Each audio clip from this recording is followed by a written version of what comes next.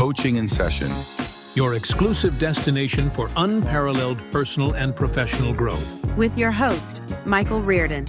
Whether you choose to live within limits or break free, your mindset journey begins here. You guys might be wondering, Michael, where is your guest today? Fridays are for guest episodes, and this is the beginning of the year. Where's my group episode? Well, there are going to be some changes happening in this year.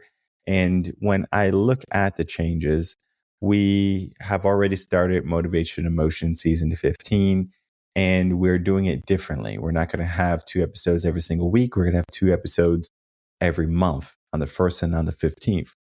And one of the things I wanted to do with this, and of course with the podcast, is to combine everything because it is all coming together now, where Motivation and Motion is its own separate beast. Coaching in Session is its own separate beast. And then we're going to be bringing in some of the old content that we once did that we just didn't have the time to do anymore. Because when you have a podcast and when you have series and when you have a family and you have clients, it can be extremely challenging to make a live show work. Now, this is not to say that people don't do live shows all the time. We can see people who have live shows Monday through Saturday and they do it religiously.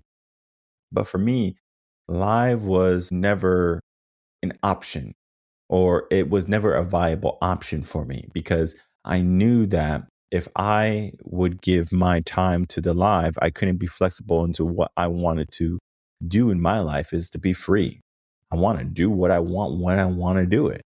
There's no person or there's no obligation for me to say I'm stuck in something.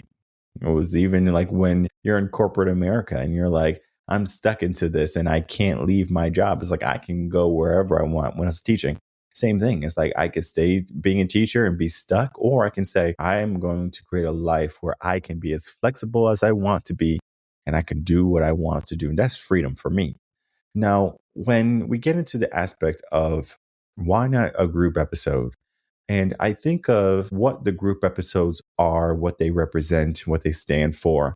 And then we're going to get into why now am I having this discussion.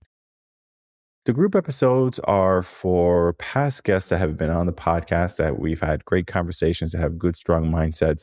And I believe that they would have a great conversation together with each other.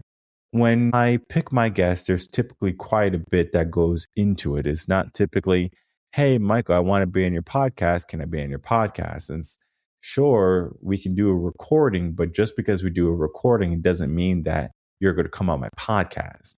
Just doing a recording with me doesn't guarantee your spot on the podcast. It just guarantees that you met with me for 40 minutes.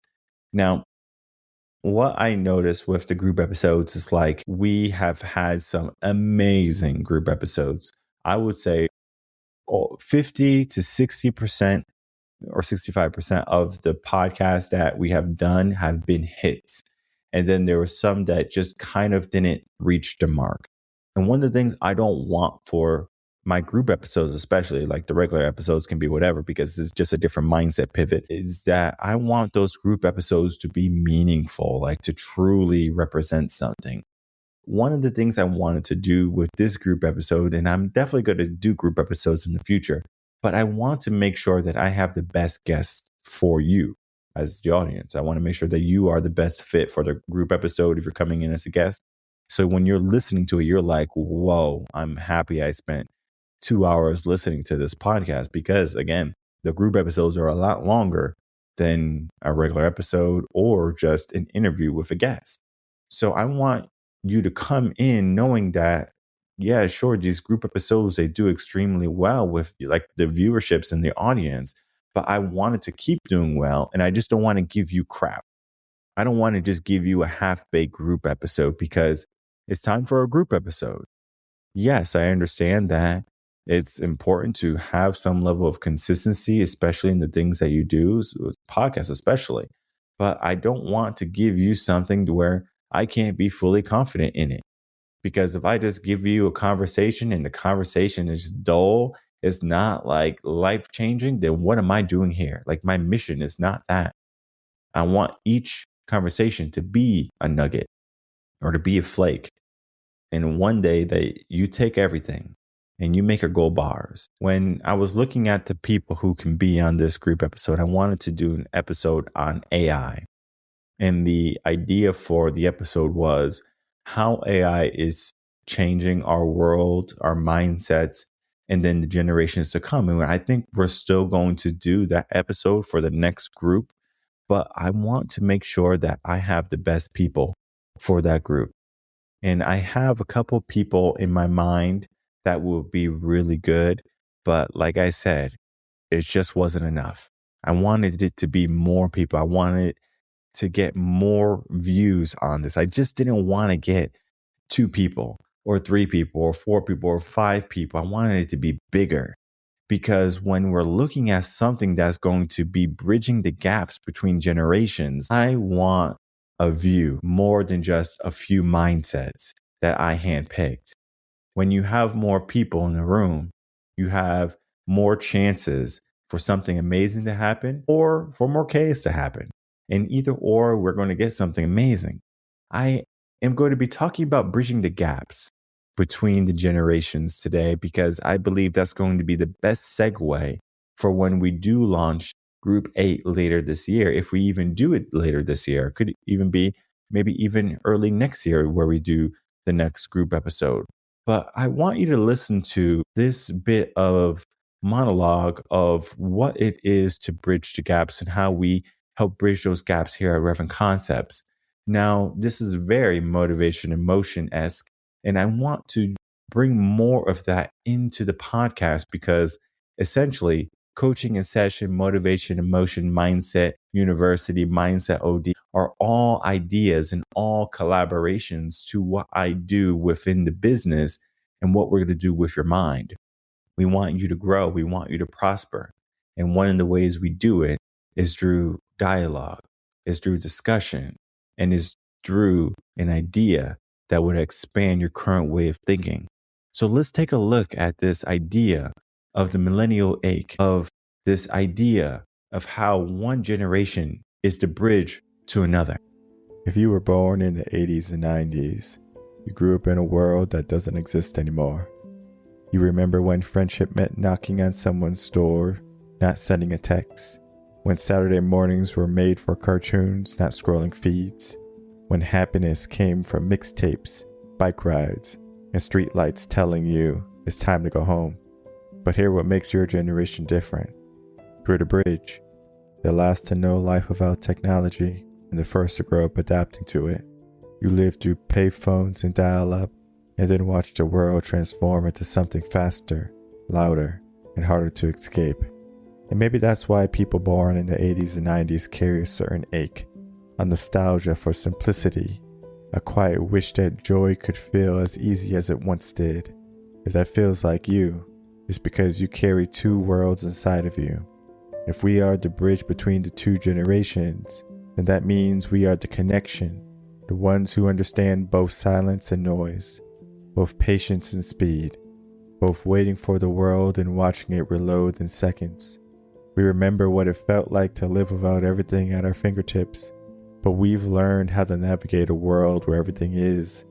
That balance, that duality, gives us something rare, understanding.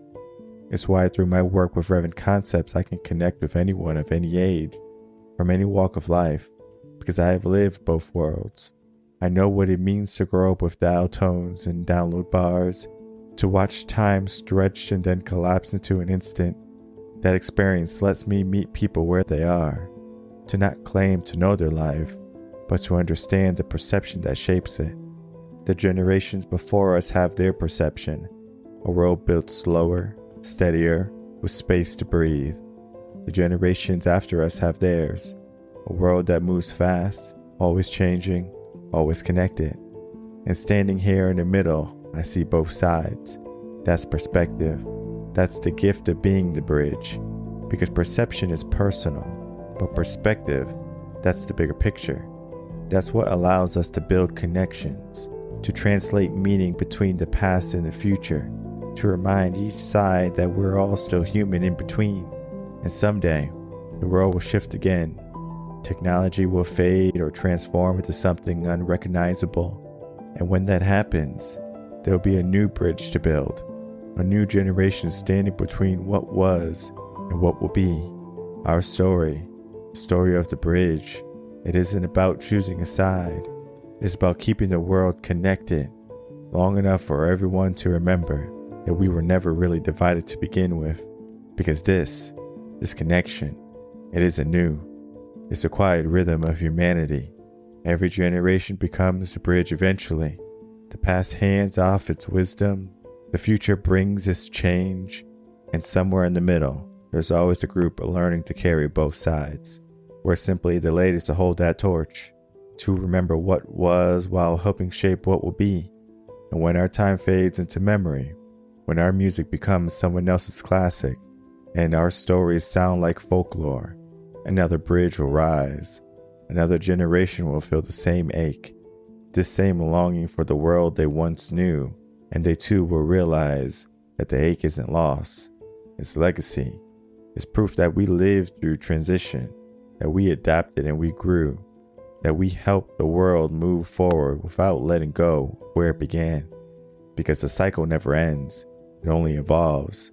And as long as we can keep connecting generations, we will continue to be human. Because without them, without each other, we are lost. With no bridge to remind us where we came from, and no bridge to lead us to where we're going.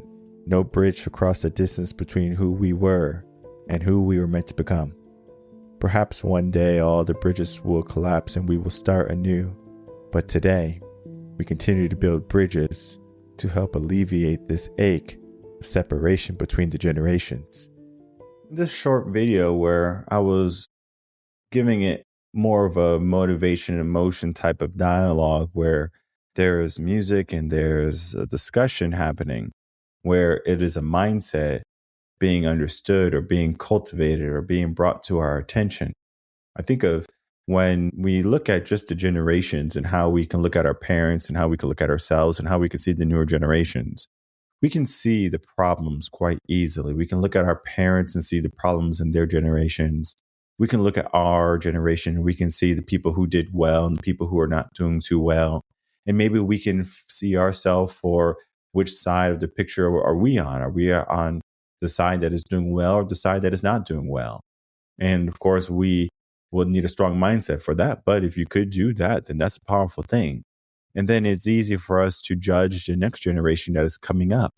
I think of just American politics as an example, where the people who are leading, the people who are dominant, is not the current generation. It's going to be the generation of the past. And it's only a matter of time before that generation phases its way out. And then our generation will come in, that bridge, that gap.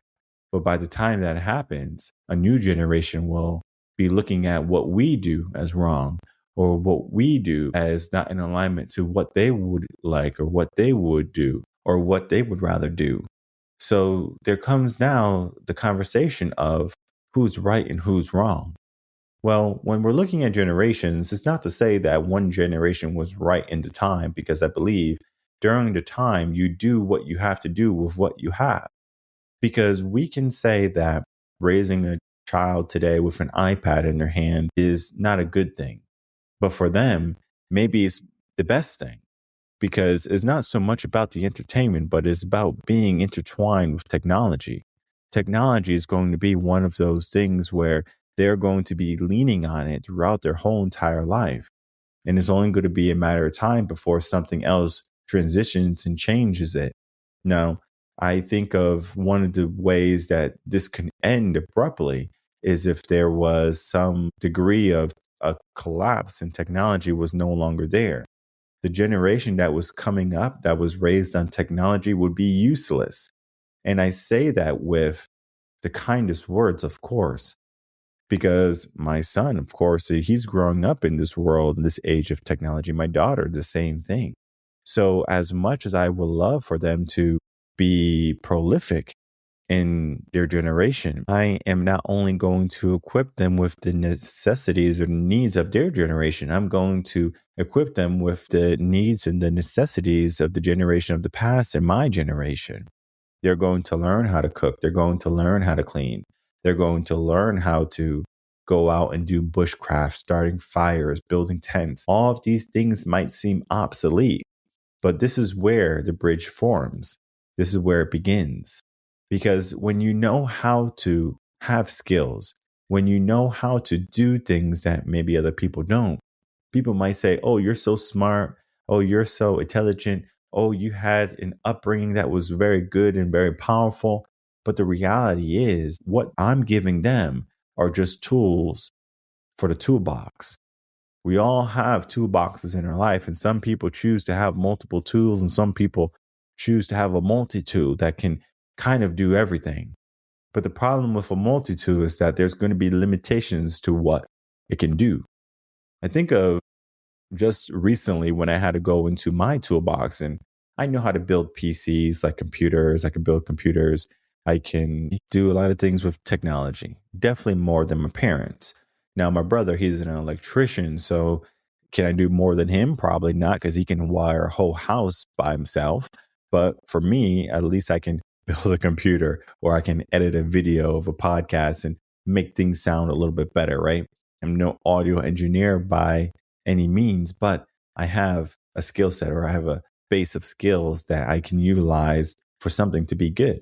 Now, I think of what this means for the long term, because when I went into that toolbox, I needed more than just a multi-tool.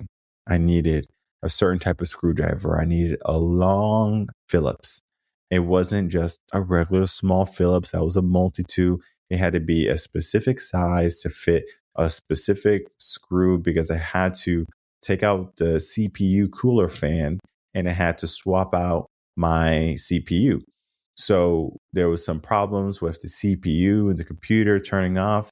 And it was because of maybe old thermal paste, or that the CPU came undone eventually. So it's just like there was some problems happening and I had to adjust it to fix it. But what was truly interesting was things would work. Like the computer, it would work, like it would function. And sometimes it would turn off when you would overload it and overheat it. But if you didn't do anything too crazy, you never had any issues. And sometimes in life, what happens is that things are not really that big of an issue. Where one generation kind of adjusts a little bit. We think of how millennials are with their children.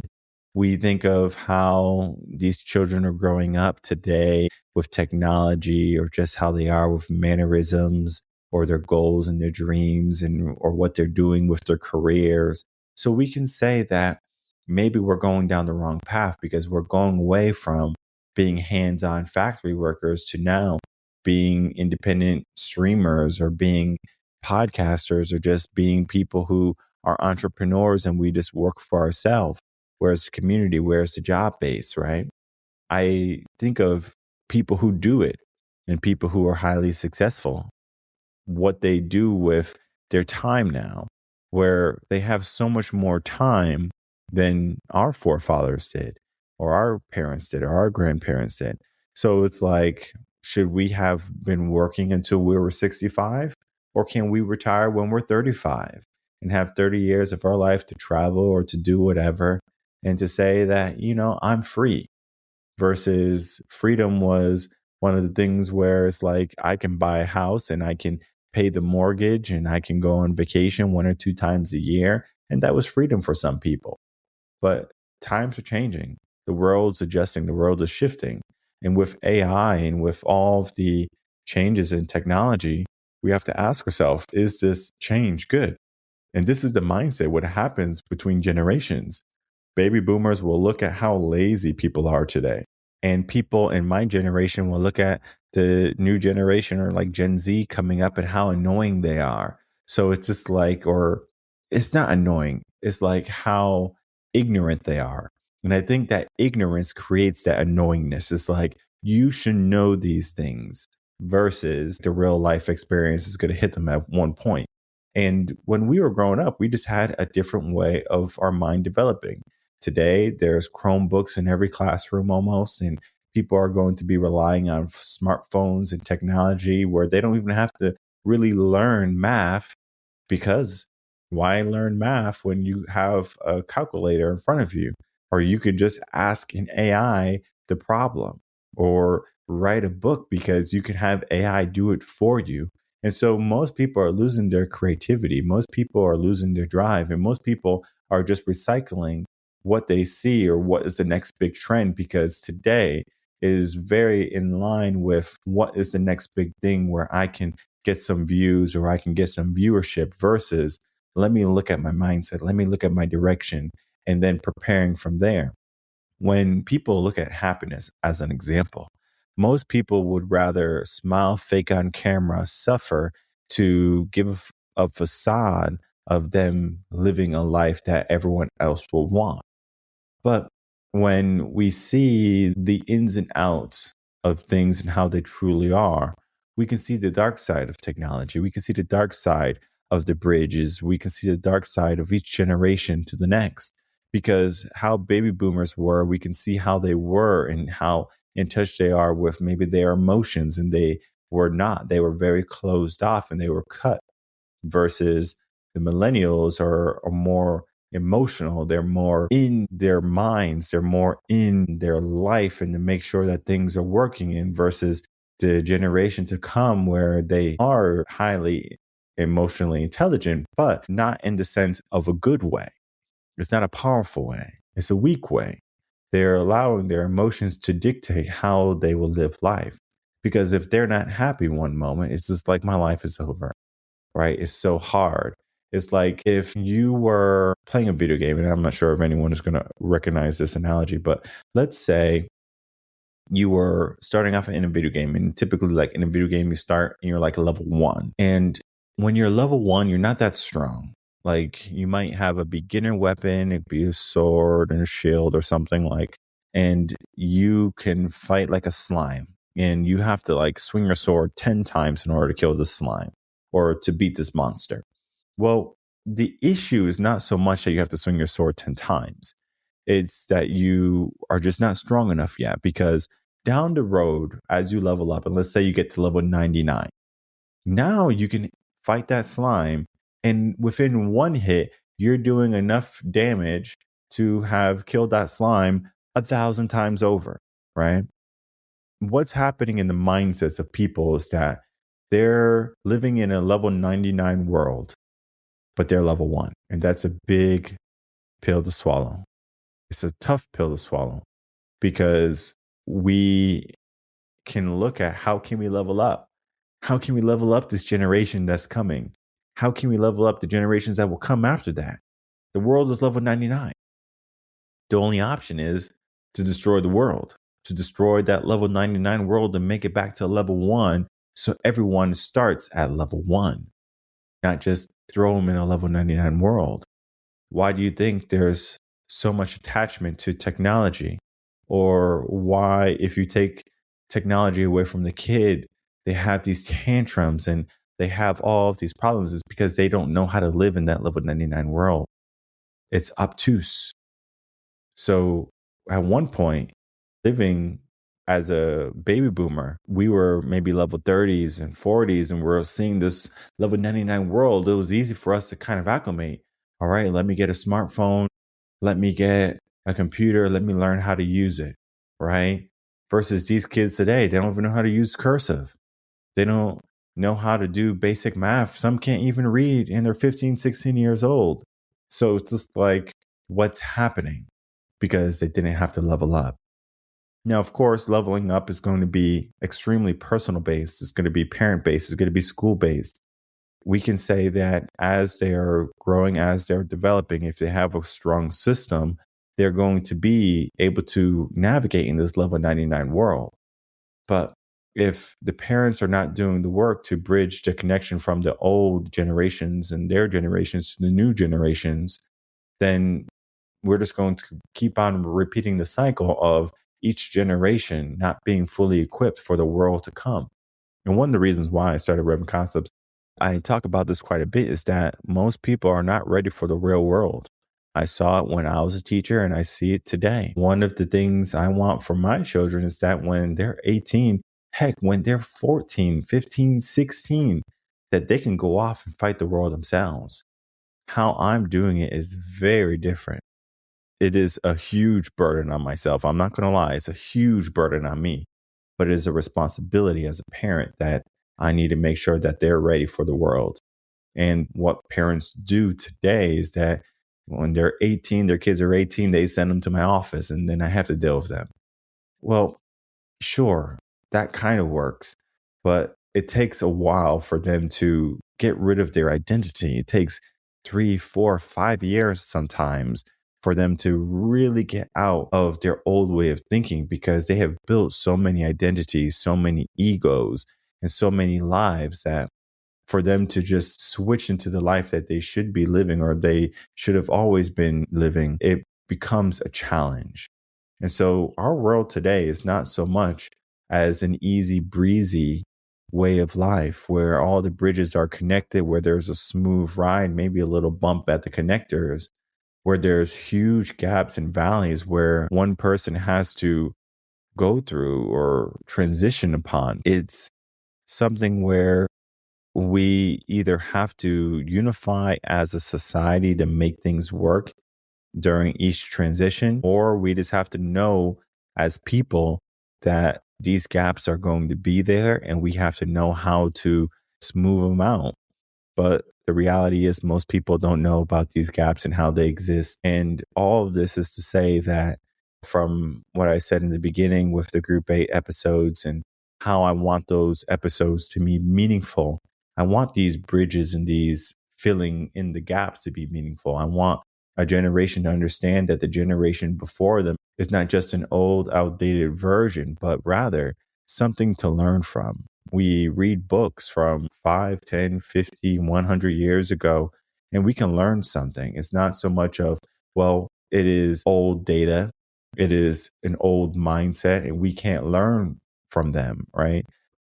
Some of the greatest writers in the world or theologians or psychologists have given us so many minds to think about or thoughts to think about.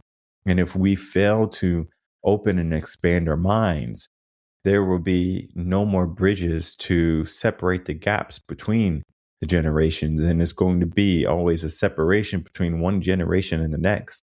And once that happens, the world is going to be approaching a reckoning. And that reckoning is going to be an awakening where when something happens and everything divides, there's going to be people who are equipped and people who were not equipped. And the easiest way I can explain this is the story with the grasshopper. The grasshopper was playing and singing and doing all the things in the summer that he wanted to do. Very similar to the newer generation that is in our world today. We have the ants who were wise and they knew winter was coming. As much as that saying or metaphor from Game of Thrones, winter is coming, is there. It's a mindset where we know one day change is going to occur. Something big is going to happen. The way of life that we currently know is going to be gone. And there's going to be people who know how to navigate it and people who don't. And the people who do know how to navigate it is going to be their choice now to either help people who don't know how to navigate it, or this could be their choice to just allow them to figure it out themselves. And some people will figure it out, but the majority won't. So there's going to be a span of people who just go from where they are today to a huge decline. And one of the things I don't want, like I said, for my group episodes, is for there to be a decline. And so I want each group episode to be full of wisdom. I want each group episode to not only just have a set of knowledge or mastery of the topic that we're speaking about. I want each group or each episode of the podcast or just an individual to understand that if they are to bridge the worlds of the minds of different people, we need to understand that it's going to require everyone to be on their A game. And I want to make sure that I can bring in A+ episodes when it comes to those group episodes, because when I do, those episodes, they do extremely well, as I said. And after you're done listening to them, you can listen to them 10, 20 times even. And it's just so powerful. I want that for every group episode, and I haven't been able to do it for some. So I don't want to just give you something that is half-assed. I don't want to give you something that is not the bridge or that is not the connector or that is not going to be the glue when we need it to be the glue. So when the next group episode comes out, it will be the bridge. It will be the glue. It will be something significant to learn from. But in the meantime, understand that there's going to be aspects to your life, to your way of living that you can adjust, that you can make better. Figure out what that is. Maybe it's looking at a past generation and saying, maybe I should learn from them. Maybe it's looking at our parents and saying, what can I learn from them? Or maybe it's looking at our generation to see the pitfalls and the challenges that are going to be there, not only today, but tomorrow, and maybe even within a decade of time. Because if we can prepare for the worst, we can give ourselves the best. So it is a mindset. It is an obligation for us to be equipped for whatever the world throws at us. Because there's going to be two types of people in the world. People who get thrown around because the world decides for them to be thrown around, or people who go exactly where they want to go, regardless of the winds and the waves of the world. Which one will you be? Which bridges will you connect today? And which worlds will you unite in your mind?